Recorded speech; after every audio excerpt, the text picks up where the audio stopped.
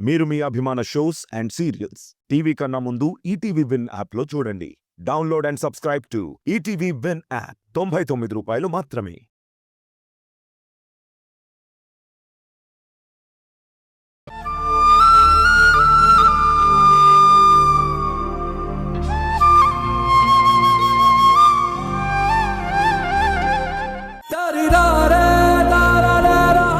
వాడు హ్యాపీగా నిన్ను టచ్ చేస్తూ గాల్లో తేలిపోతున్నట్టు ఫీల్ అయిపోతున్నాడు.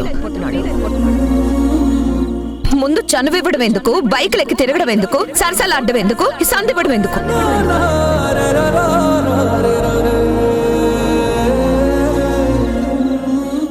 సారీ సారీ హట్ చేసినట్టు.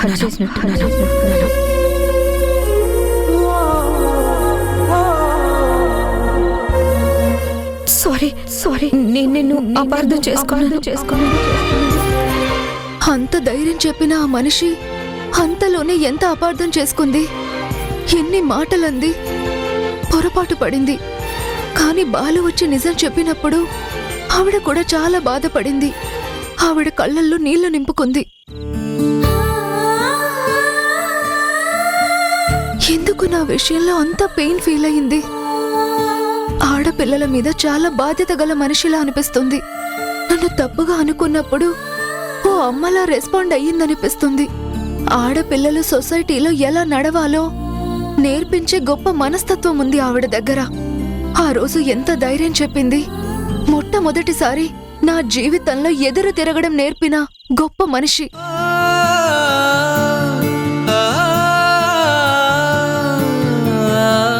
అక్క ఇక్కడున్నావా? రా భోంచేద్దాం. నాకు ఆకలిగా లేదు బాలు, నువ్వు తినేసేయ్. ఎందుకక్క అంత డల్గా ఉన్నావు? ఆవిడెవరో నిన్ను తప్పుగా అర్థం చేసుకుని ఏదేదో అందని బాధపడుతున్నావా? ఎవరో ఏదో అన్నారని ఇంత దిగులు పడాల్సిన అవసరం లేదక్క. ఎవరో ఏదో అన్నారని కాదురా, ఆవిడెందుకో నాకు పరాయి మనిషిలా అనిపించడం లేదు. ఆవిడన్న మాటల్లో చాలా అర్థం ఉంది. ఆ క్షణంలో బాధని పెంచినా ఆవిడ నా విషయంలో పొరపాటున మాట జారినా ఆవిడ మాటల్లో ఎక్కడో ప్రేమ కనిపిస్తుందిరా. బాగా కావలసిన మనిషి అన్న ఫీలింగ్ కలుగుతుందిరా. ఆవిడ నా మంచి కోరే, నా మంచి కోసమే కదా చెప్పింది. నేనేం తప్పుగా అనుకోవడం లేదు. సరే, ఏది ఏమైనా కేశవ్ మావయ్య దగ్గర తీసుకున్న డబ్బులు ఎలాగైనా తిరిగి ఇచ్చేయాలరా బాలు. నాకు అదే కరెక్ట్ అనిపిస్తుంది అక్క. ఎంత తొందరగా వీలైతే అంత తొందరగా డబ్బులు రిటర్న్ ఇచ్చేయాలి. అప్పుడే ఆ సాడిస్ట్ నుంచి మనం సేఫ్గా దూరంగా ఉండగలం. కానీ ఎలా రా? నాన్న డబ్బులు పంపిస్తే కానీ మనం ఆ అప్పు తీర్చలేం. ట్రై చేస్తానక్క. మా ఫ్రెండ్స్ ఎవరైనా హెల్ప్ చేస్తారేమో, ట్రై చేస్తాను.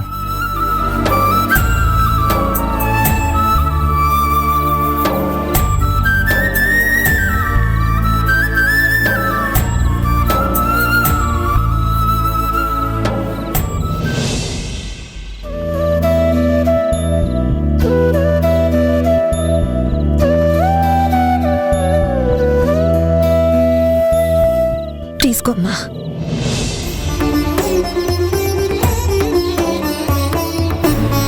తీసుకోమ్మా. తీసుకోమ్మా.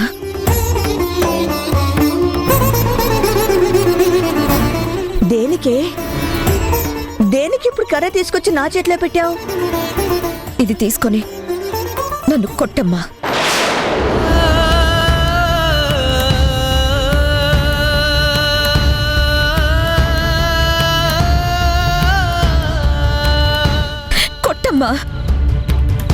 ఏంటి బెత్తం తెచ్చి కొట్టమని చేతులు చాపుతున్నావు? నేను నిన్ను కొట్టడం ఏంటి? రోజు రోజుకి నీ చేష్టలు విచిత్రంగా అనిపిస్తున్నాయి. ఎందుకే నిన్ను కొట్టడం? చిన్నప్పుడు నేను తప్పు చేస్తే కొట్టేదానివి కదా. ఇప్పుడు కూడా నేను తప్పు చేశాను. నువ్వు ఎప్పుడు అమ్మవే, నేను కూతుర్నే. కొట్టే హక్కు, అధికారం నీకుంది. కొట్టమ్మా.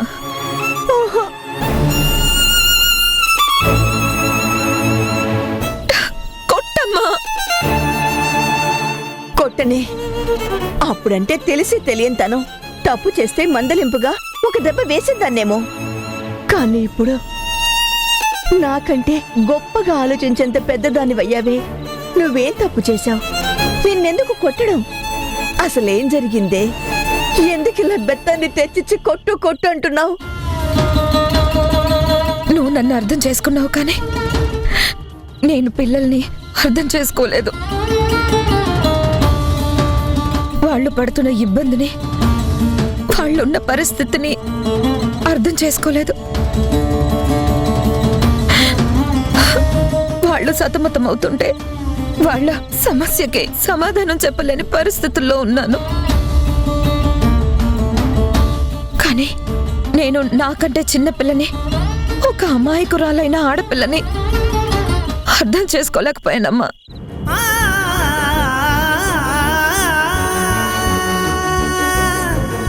అర్థం చేసుకోకపోతే తప్పులేదు, కానీ అపార్థం చేసుకున్నాను. అది కూడా చాలా చాలా పెద్ద తప్పు. ఆ అమ్మాయిని తలుచుకుంటుంటేనే గుండె తరుక్కుపోతుంది.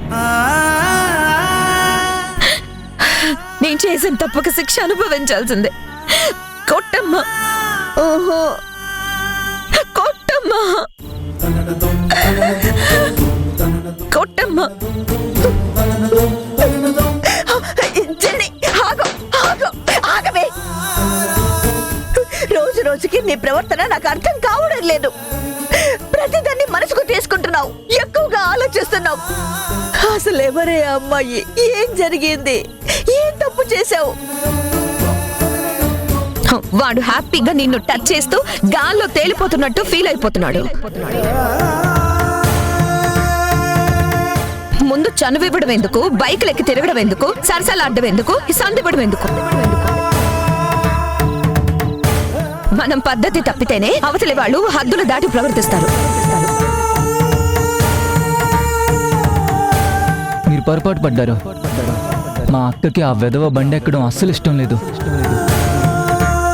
కానీ మా కాలేజ్ ఫీజు కట్టడం కోసమే ఆ బండి ఎక్కింది. తను ఏడుస్తుంటే చూడలేకపోయానమ్మా. తనలో నన్ను నేను చూసుకున్నట్టు అనిపించింది. ఎందుకంటే శక్తి నన్నున్నట్టే నేను తననన్న భావన నాకు కలిగింది. శక్తికి నాకు తేడా లేకుండా ప్రవర్తించినట్టు అనిపించింది. తను నన్ను ఎంత అవమానించిందో నేను కూడా అలాగే తనను అవమానించాను. పాపం పిచ్చి పిల్ల ఎంత బాధపడిందో ఏమో. నాకొక్క మాట కూడా ఎదురు చెప్పకుండా కన్నీళ్లు దిగమింగుకుంది. కనీసం తప్పుగా మాట్లాడకండి అని కూడా అనలేదు.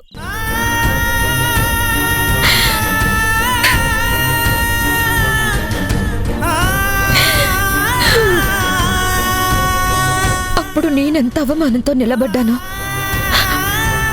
ఈరోజు తను కూడా అలాగే నిలబడింది. పాపం ఆ అమ్మాయి వాళ్ళ తమ్ముడు వచ్చి చెప్పేదాకా నాకు నిజం తెలీదమ్మా. కానీ అప్పటికే అనాల్సిన మాటలన్నీ అనేశాను. ఆ అమ్మాయిని అవమానించాల్సిందంతా అవమానించేశాను. జరగాల్సిందంతా జరిగిపోయింది. తప్పు చేశానమ్మా, చాలా పెద్ద తప్పు చేశాను. తలుచుకుంటుంటేనే నేను భరించలేకపోతున్నాను.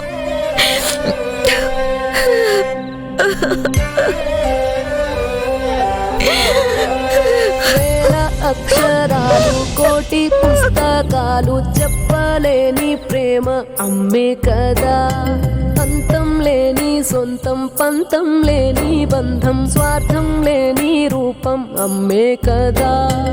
ఎంత నిండుగా నీడనిచ్చిన ఎండ తప్పని చెట్టే అమ్మ. ఊరుకోవే, ఊరుకో. నీరే పొంగిన తప్పని తెలిస్తే ఆపుకోలేవు. ఎవరినైనా ఎదిరించడానికి ముందుకెళ్ళిపోతావు. నీ తప్పు అనిపించగానే ఇలా కుమిలిపోతావు. అయినా నువ్వు తెలిసనలేదు కదా, పొరపాటు పడ్డావు. ఈ పశ్చాత్తాపం చాలే. ఇంతకు మించిన వేరే శిక్షేం అవసరం లేదు. ఒక పని చెయ్యి. ఆ అమ్మాయి ఈసారి కలిసినప్పుడు మనస్ఫూర్తిగా క్షమాపణ అడుగు. తనకి నచ్చజెప్పి మన ఇంటికి తీసుకురా.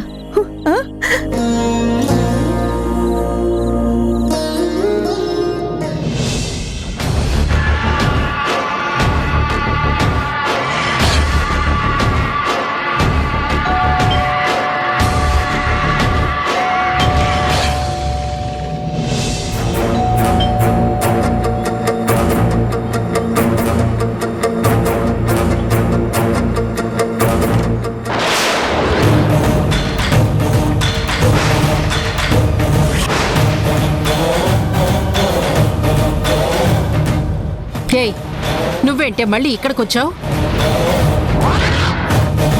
నువ్వు తప్పుడు దానివని ప్రూవ్ అయిన క్షణం నుంచే నీకు ఈ ఇంటికి బంధం, బంధుత్వం, రుణం అన్నీ తీరిపోయాయి. అనామకురాలిగా బతకాల్సిన దానివి మళ్ళీ అడ్రస్ వెతుక్కుంటూ ఈ ఇంటికి ఎందుకు వచ్చావు? వెళ్ళు, వెళ్ళి ఇక్కడి నుంచి.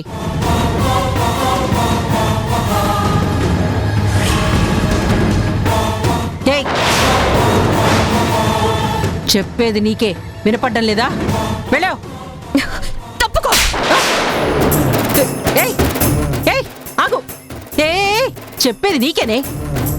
ఏంటి అంత నిర్లక్ష్యం? నీ బతుకేంటో అందరికీ అర్థమైన తర్వాత మళ్ళీ ఏ మొహం పెట్టుకుని ఇంట్లో కడుగు పెట్టావు? రావడానికి కాస్త కాకపోయినా కాస్తైనా సిగ్గుండాలి కదా. మెడపట్టి బయటికి తోసాక కూడా ఎగేసుకుంటూ లోపలికొస్తావేంటి? నువ్వు మాట్లాడకు.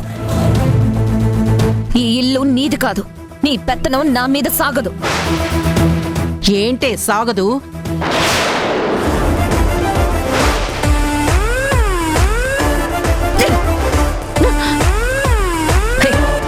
నిన్ను ఆగమన్నాను. మాట విని మర్యాద దక్కించుకో. గుణ, తరుణ్, గుణ. వాళ్ళని పిలుస్తుందేంటి? అమ్మా రామ్మా. అరే,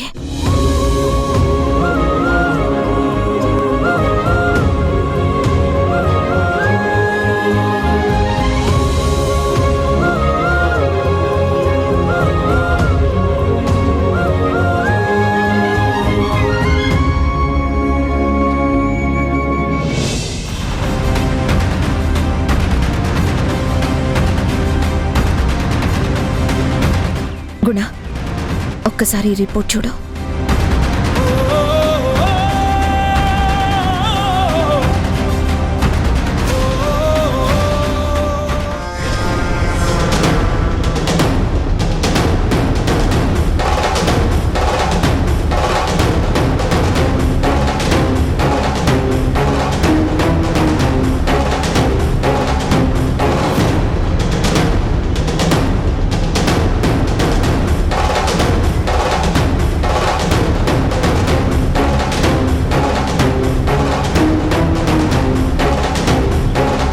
చూసావా గుణ, ఏంటో ఆ రిపోర్టు? ఇది మధు చిన్నాలు నీ పిల్లలు కాదు అని చెప్పే DNA రిపోర్ట్.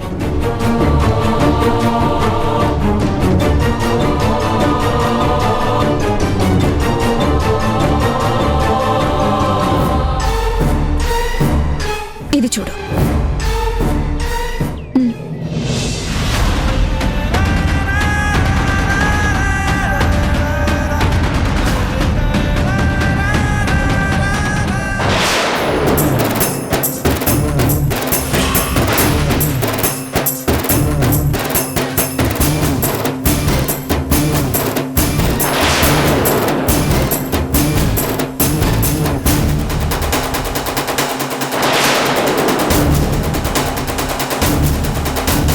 జనని ఏంటిది నిజమా? ఏంట్రా ఏముంది ఆ రిపోర్టులో? అదేదో కాగితాలు తీసుకొచ్చి నీ చేతిలో పెట్టి డ్రామాలాడుతుంది. డ్రామాలు కాదు, అది వాస్తవం. ఆ రిపోర్ట్ ఏంటో, దాంట్లో ఉన్న విషయం ఏంటో నీకు తెలియాలి, అంతే కదా? నేను చెప్తాను. ఇంతకాలం ఎవరైతే నా పిల్లలు అనుకున్నానో ఆ మధు చిన్నాలు నా పిల్లలు కూడా కాదు అని నెగటివ్ గా DNA రిపోర్ట్స్ వచ్చాయి. అంటే వాళ్ళు గుణ పిల్లలు కాదు, నా పిల్లలు కూడా కాదు అని ప్రూవ్ చేసిన documents.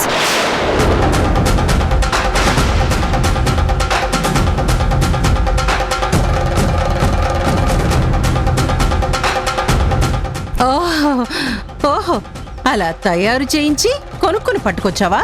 Shut up! Shut up! Shut up!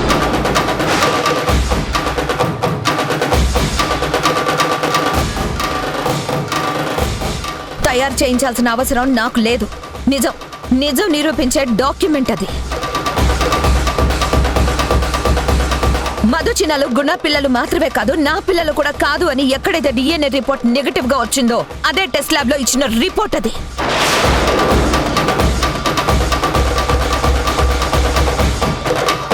నేను మెటర్నిటీ హాస్పిటల్కి డెలివరీకి వెళ్ళినప్పుడు అక్కడ నేను కన్న పిల్లలు మారిపోయారు.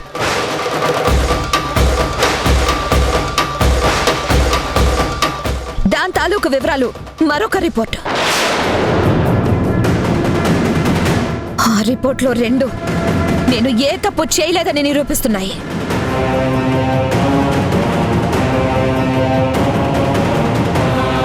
అప్పుడు చేతులు జోడించి మొక్కుకున్నాను, ప్రాధేయపడి వేడుకున్నాను. ఇప్పుడు వివరంగా చెప్తున్నాను అదే మాట. నేను ఏ తప్పు చేయలేదు చేయలేదు చేయలేదు అని.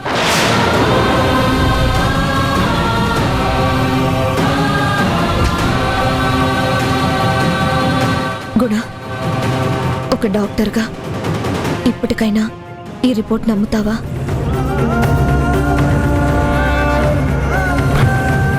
నమ్మడం ఏంటమ్మా? అప్పుడు ఇప్పుడు ఎప్పుడు కూడా నువ్వు ఏ తప్పు చేయలేదని నేను పూర్తిగా నమ్మాను.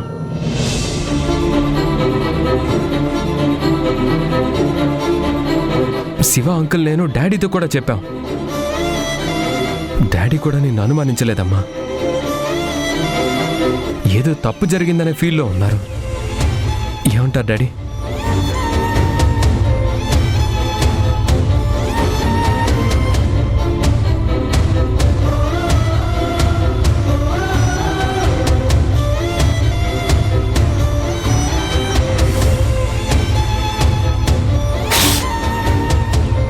నిన్ను నేనెప్పుడు అనుమానించలేదు జనని.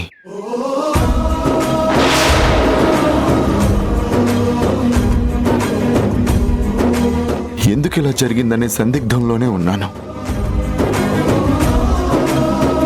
నువ్వేంటో నాకు తెలుసు, కానీ వాళ్ళకి నువ్వు సమాధానం చెప్పలేని పరిస్థితి ఎందుకు వచ్చిందో అర్థం కాక ఆలోచనలో ఉండిపోయాను. నిజం జనని, నిన్ను నేనెప్పుడు తప్పుగా అనుకోలేదు. నన్ను నమ్ము.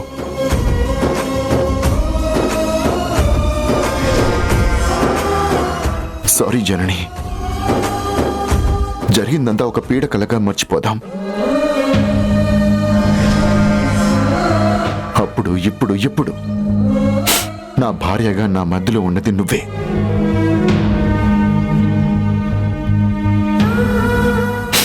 నిన్ను నేను మనస్ఫూర్తిగా నా భార్యగా అంగీకరిస్తున్నాను జనని.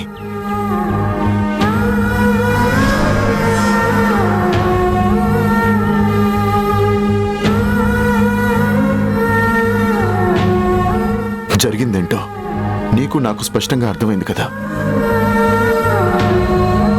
పద, మనం వెంటనే మన పిల్లల్ని వెతకాలి. అవును గుణ, వెతకాలి. మన పిల్లల్ని మనం వెతుక్కోవాలి. అవును నాన్న, అసలు నా తమ్ముడు చెల్లెలు ఎక్కడున్నారో వెతకాలి.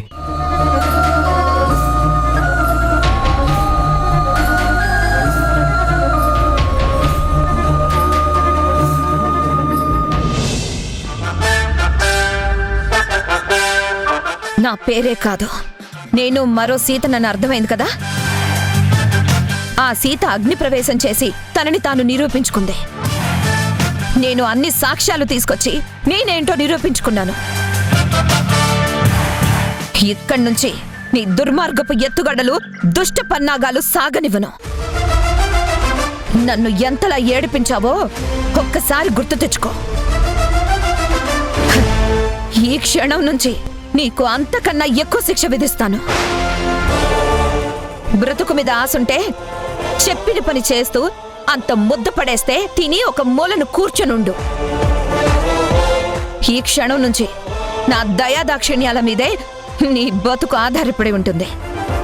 అర్థమైందా?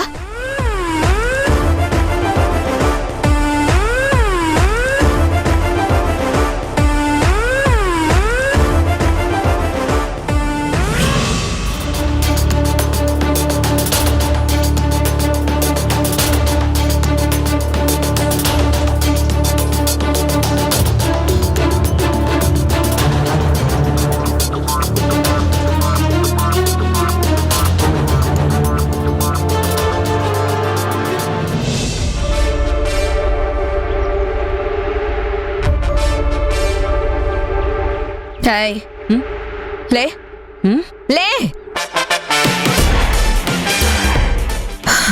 తిని పెంచింది చాలు, కాస్త ఒళ్ళు కరిగించుకుంటే మంచిది. ఆరోగ్యానికి శ్రమ, విధేయతకు పని, పాపానికి ప్రాయశ్చిత్తం. ఈ క్షణం నుంచే మొదలు.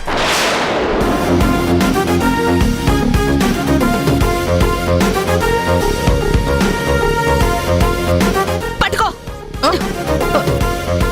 తుడు. మొత్తం ఇల్లంతా అద్దంలా తుడవాలి. నేనా? ఏయ్, చెప్పేది నీకే. తుడు.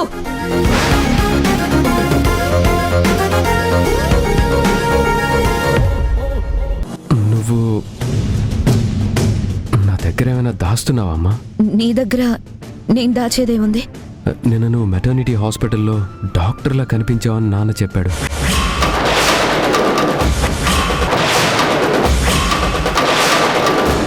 ఓ విధంగా నువ్వేదో చేయకూడదు చేస్తున్నావని కమిట్ అయినట్టే కదా?